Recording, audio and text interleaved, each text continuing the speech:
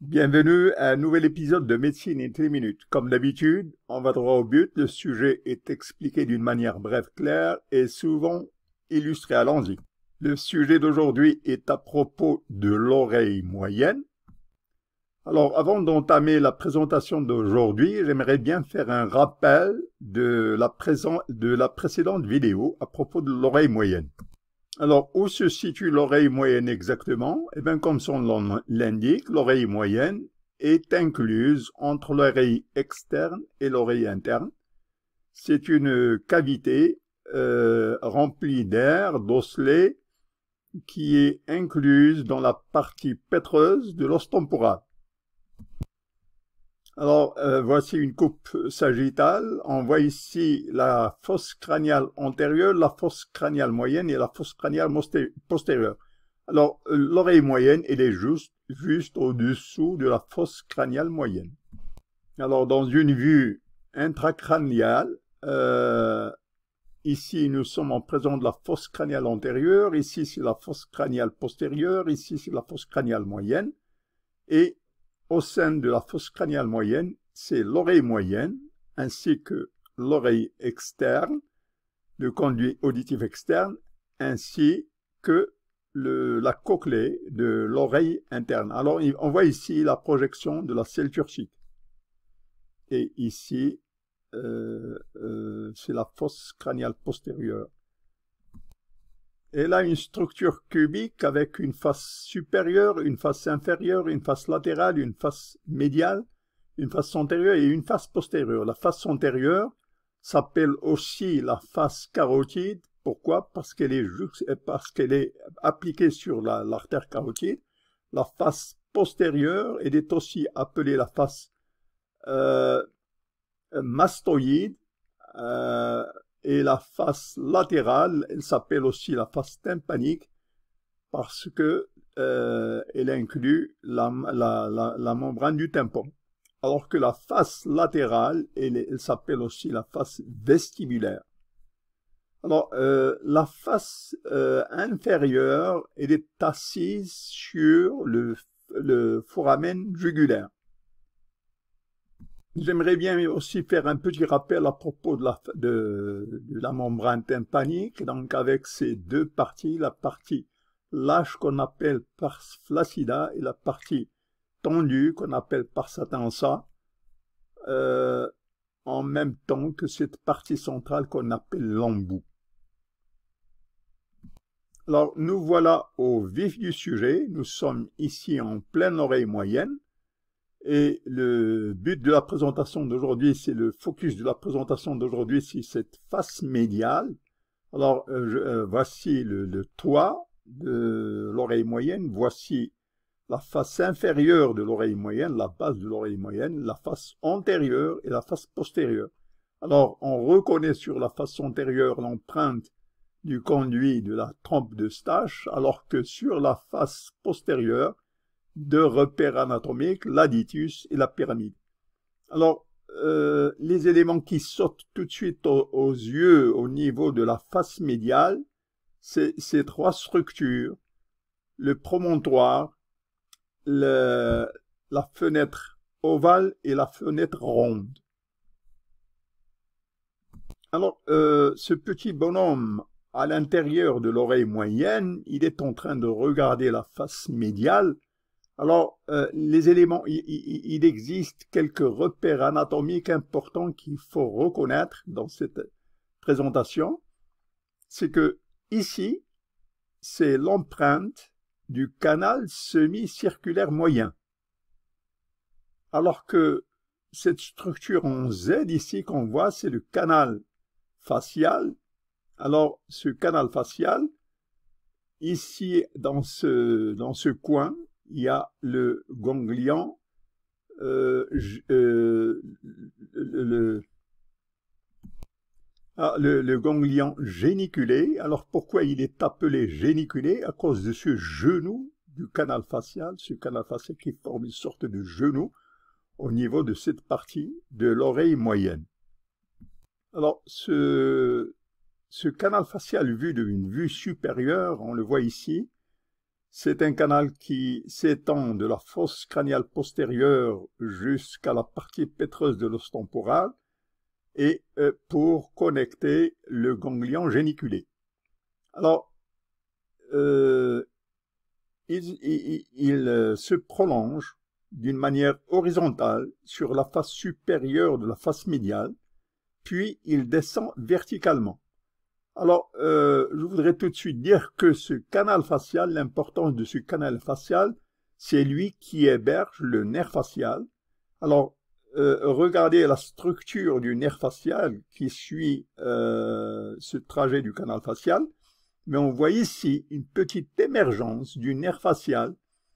Alors, cette émergence qui sort du ganglion géniculé et qui va rejoindre le foramen lacérum. Alors, ce brin de nerf qui rejoint le foramen lacérum, ça s'appelle le grand pétrosal nerf, le nerf grand pétreux. Alors, voici la configuration schématique globale du nerf facial. Il prend naissance pour pénétrer au niveau du canal auditif pour rejoindre à travers le canal facial pour rejoindre le ganglion géniculé. Et au niveau du ganglion géniculé, il va donner la branche le nerf grand pétreux. Et puis, il va prendre cette allure horizontale, puis descendre verticalement. Durant cette descente verticale, il va donner au niveau de la pyramide un nerf c'est le nerf du stapylus.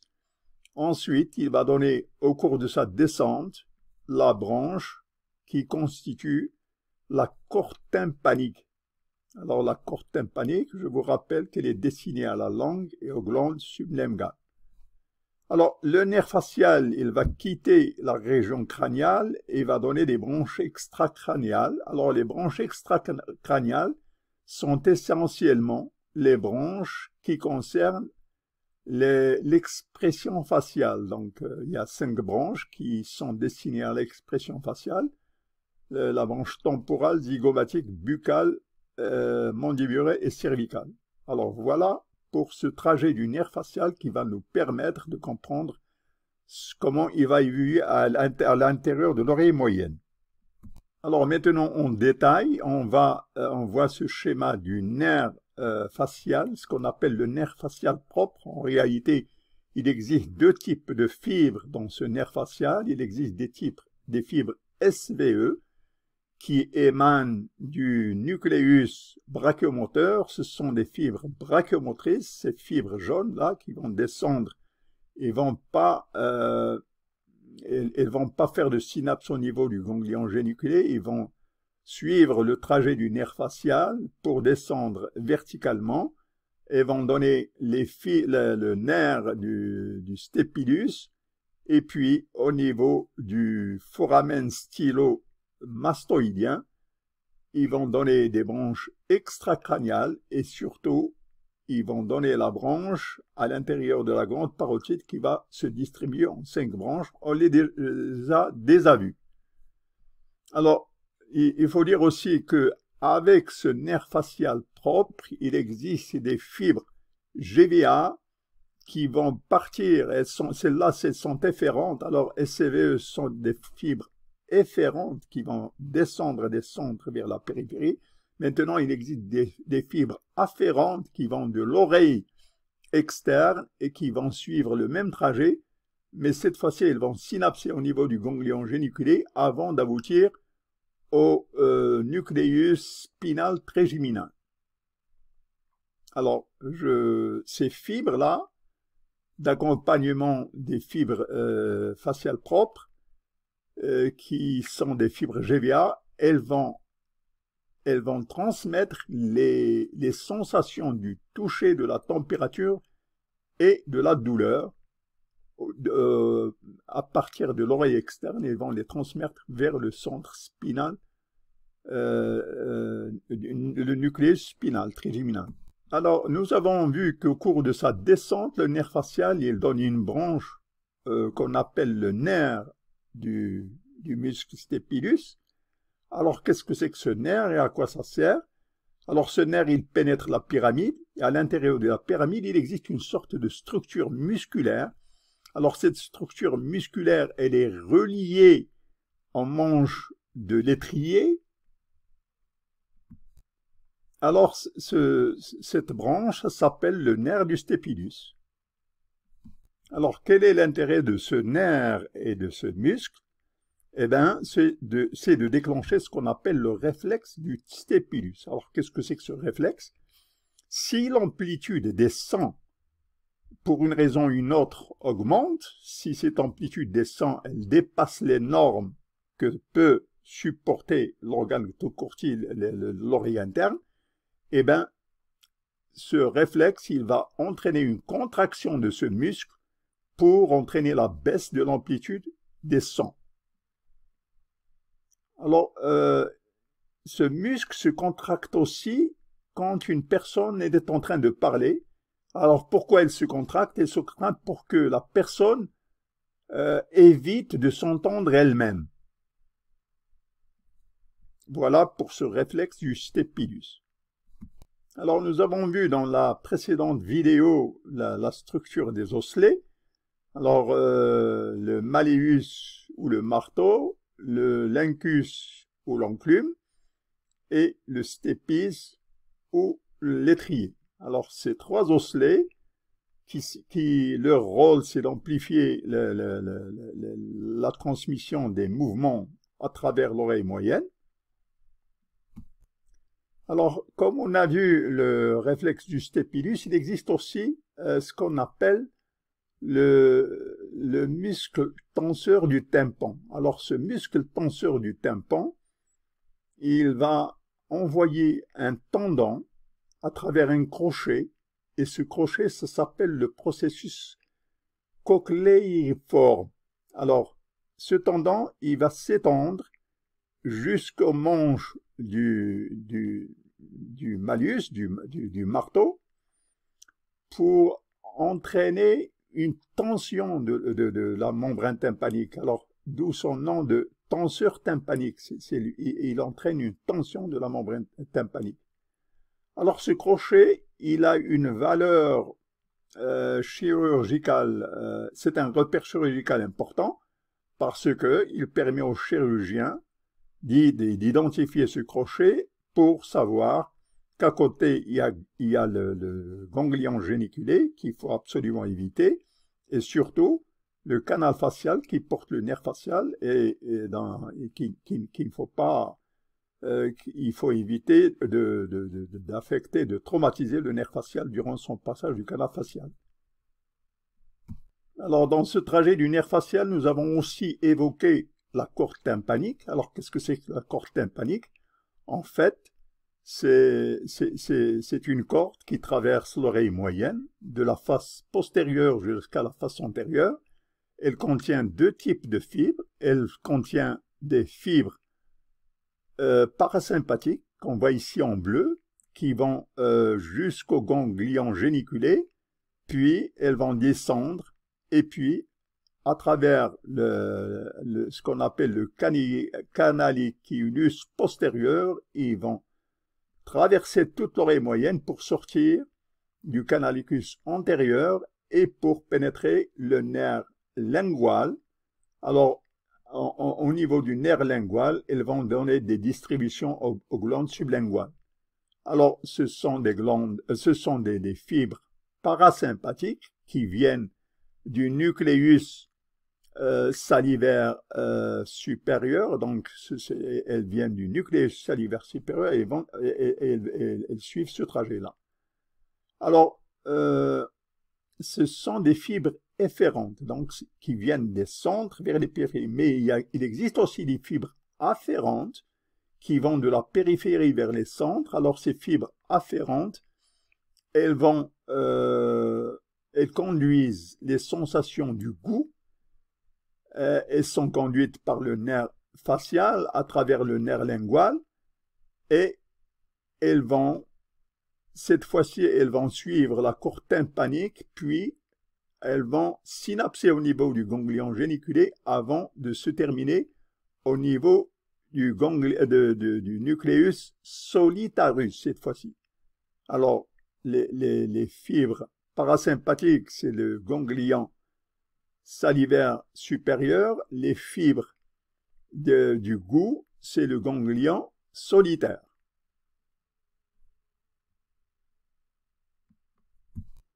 Alors, maintenant, nous allons aborder cette structure de la face médiale. Alors, cette structure de la face médiale qu'on appelle le promontoire.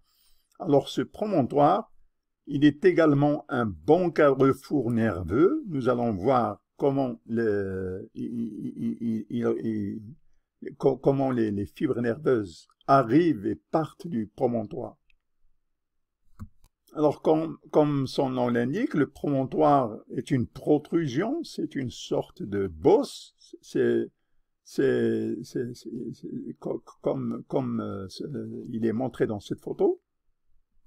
Alors, qu'est-ce que c'est que ce promontoire? Alors, je vous renvoie à la vidéo sur l'oreille moyenne, la première vidéo que nous avons établie sur l'oreille moyenne. Alors, ici, c'est le schéma global de l'oreille moyenne. Ici, c'est l'oreille externe. Alors, l'oreille moyenne, elle est affaissée et elle a une double convexité. Cette convexité antérieure, latérale et médiale. Alors, sur cette convexité médiale, on voit l'empreinte du promontoire. Alors, qu'est-ce que c'est que cette empreinte du promontoire? En fait, c'est une partie de la cochlée. Alors, regardez ce caractère spiral de la cochlée, comment cette cochlée elle est entourée en spirale, enroulée en spirale. Alors, son empreinte sur l'oreille moyenne, sur l'oreille moyenne, ça s'appelle le promontoire. Alors, ce promontoire, il est tapissé des deux fenêtres. Alors, la fenêtre ovale et la fenêtre ronde. Alors, je vous rappelle que la fenêtre ovale s'insère l'étrier, le pied de l'étrier qui s'insère au niveau de la fenêtre ovale. Alors, la pression de l'étrier sur la fenêtre ovale, elle ne s'effectue pas comme un piston, mais cette pression s'effectue plutôt comme un battement, comme le battement d'une porte. Je vous rappelle aussi que l'orifice rond, la fenêtre ronde, elle est tapissée par une membrane. Alors, ce schéma, c'est pour montrer l'apport nerveux au niveau du promontoire. Alors, je vous rappelle que le promontoire, c'est une structure qui couvre un plexus nerveux, le plexus tympanique. Alors, ce plexus tympanique, il reçoit des nerfs et il va renvoyer des nerfs. Alors, le plexus tympanique au niveau du promontoire, il reçoit son innervation du nerf glossopharyngien, de la 9e paire crânienne. Alors, jusqu'à présent, on a évoqué uniquement le nerf facial, à travers le ganglion géniculé, à travers la corde tympanique. Maintenant, pour le promontoire, pour les plexus tympaniques, ce n'est plus le nerf facial, mais c'est le nerf glossopharyngien, la 9e paire crânienne. Alors, comment ce promontoire reçoit ces fibres nerveuses? Alors ici, c'est le nucléus salivaire supérieur, mais au niveau du nucléus salivaire inférieur, cette fois-ci dans le nucléus salivaire inférieur, il existe des fibres du nerf glossopharyngien de la 9e paire crânienne qui vont descendre jusqu'au foramen jugulaire. Et dans le foramen jugulaire, il existe deux ganglions, le ganglion supérieur et le ganglion inférieur du glossopharyngien. Alors les fibres du nucléus salivaire inférieur, elles vont pénétrer au ganglion jugulaire du glossopharyngien. Alors, à partir du ganglion jugulopharyngien, jugulaire du glossopharyngien, les fibres, elles vont pénétrer la base de l'oreille, elles vont pénétrer le parterre de l'oreille, elles vont perforer ce parterre de l'oreille pour pénétrer l'oreille moyenne jusqu'à atteindre le promontoire. Alors, elles vont pénétrer à travers ce qu'on appelle le caniculus tympanique inférieur, cet orifice-là. Et une fois les fibres, une fois qu'elles arrivent au niveau du promontoire, elles vont se distribuer à toute l'oreille moyenne. Alors, ces fibres qu'on voit ici en rouge, elles sont parasympathiques. C'est des fibres du glossopharyngien, de la 9e paire crânienne, du nucléus salivaire inférieur, mais qui sont parasympathiques. Mais il existe aussi des fibres d'accompagnement. Alors, ces fibres d'accompagnement, elles s'arrêtent au niveau de l'oreille moyenne. Elles ne vont pas au-delà de l'oreille moyenne. Ces fibres, elles transportent, les fibres rouges, ce sont des fibres parasympathiques, alors que les fibres jaunes, c'est des fibres du toucher et de la température pour l'oreille moyenne. Alors, au niveau du promontoire, au niveau du plexus tympanique, les fibres vont quitter l'oreille moyenne en perforant la paroi antérieure de l'oreille et ils vont continuer jusqu'à la fosse crâniale moyenne, et au niveau de la fosse crâniale moyenne, elles vont descendre à travers le foramen ovale, et à travers le foramen ovale, ces fibres, elles vont joindre le ganglion otique. Alors, ces fibres qui arrivent au niveau du ganglion otique, elles vont faire une synapse pour donner la branche auriculo-temporale qui est destinée à la grande parotide. Alors, le nerf qui part du promontoire jusqu'au ganglion otique, c'est-à-dire ce qu'on voit ici en rouge, c'est le petit pétrosal, le nerf petit pétrosal. Alors, je vous rappelle qu'on a vu le nerf grand pétrosal, on a vu le pétrosal profond, maintenant c'est le nerf petit pétrosal. Le nerf petit pétrosal, il commence à partir du promontoire, il va se continuer jusqu'à la fosse crâniale moyenne pour pénétrer le foramen ovale et se terminer et rejoindre le ganglion otique pour faire une synapse, et la fibre postganglionnaire va vers la glande parotide. Alors, je vous rappelle que nous sommes ici à propos du nerf glossopharyngien, la 9e paire crânienne. Alors, ce nerf, cette partie nerveuse qui part du ganglion, du glossopharyngien, du ganglion inférieur jusqu'au promontoire, ça s'appelle le nerf tympanique. Alors maintenant, nous allons aborder les corrélations cliniques et nous allons commencer ces corrélations cliniques par ce qu'on appelle le cholestoma. Alors, ce cholestiatoma, c'est un terme qui induit en erreur parce que ce n'est pas du cholestérol, comme son nom l'indique, et ce n'est pas une tumeur, comme son nom l'indique. Ce n'est pas du cholestiatoma et ce n'est pas une tumeur. Qu'est-ce que c'est? Alors, généralement, c'est une complication de l'otite chronique. Quand il y a une otite chronique, eh bien, elle peut se compliquer par ce cholestiatoma. Alors, c'est une collection de cellules épithéliales stratifiées, squameuses et épithéliales stratifiées, qui grossissent et qui menacent le pronostic vital de l'individu. Et quand il y a un cholestérol, il faut oublier la surdité, il faut oublier les signes auditifs et penser au pronostic vital. Parce que cette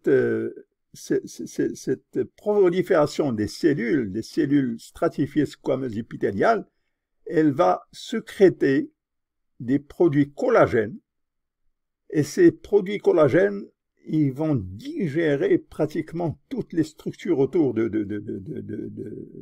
la formation et ils vont inciter les ostéoclastes à entraîner une autodigestion pratiquement de toutes les structures autour.